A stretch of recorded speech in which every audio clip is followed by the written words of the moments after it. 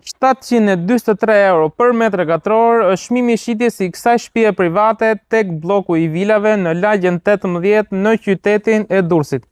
Jemi zona pranë me stadiumin, një zonë tepër e qetë për banim. Zona është me infrastrukturë të ngritur, me rrugë të shtruara, me poseta, kanalizime. Prona është totalisht e rrethuar me mure rrethues. Kemi të bëjmë me një sipërfaqe trualli 338 metra katror dhe sipërfaqe ndërtimi 471 metra katror, të treja katët bashkë. Kati i parë ka 149 metra katror dhe kati i dytë dhe i tretë ka 161 metra katror secili kat. Prona është e rrethuar, këtu kemi pjesën ku mund të futemi me makinë dhe nga ana tjetër kemi portën hyrëse për të futur në këmbë. Kati 0 aktualisht është përdorur si garazh, por në projektin fillestar ka qenë planifikuar për 3 apartamente, 3 plus nishe, pra kati 0, i pari dhe i dyti.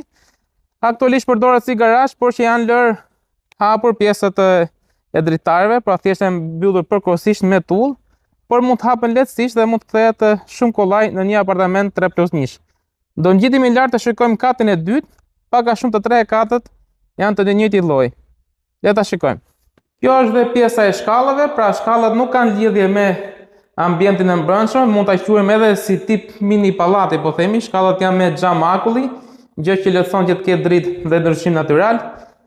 Dhe ky është një, po themi, apartament tip ose kati i dytë i kësaj shtëpie private, ku kemi të bëjmë me një sallë ndenje tepër gjigande, me një vetrat xhami dhe veçori tepër e veçantë e kësaj shtëpie private. Shikoni si ka të futura brenda pjesën e dritares, gjithashtu dhe grilës, pra një detaj tepër i veçantë që jo të gjithë ambientet ose të gjithë shtëpiat e kanë.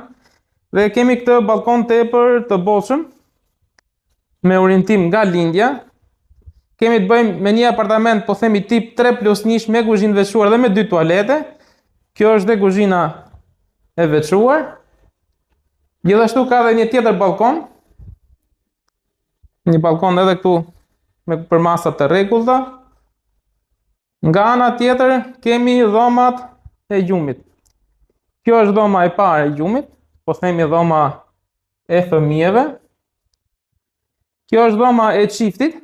Është dhoma e çiftit për arsye sepse ka një tualet në dhomë, tualet me dritare dhe një balkon të vogël në përdorim të dhomës.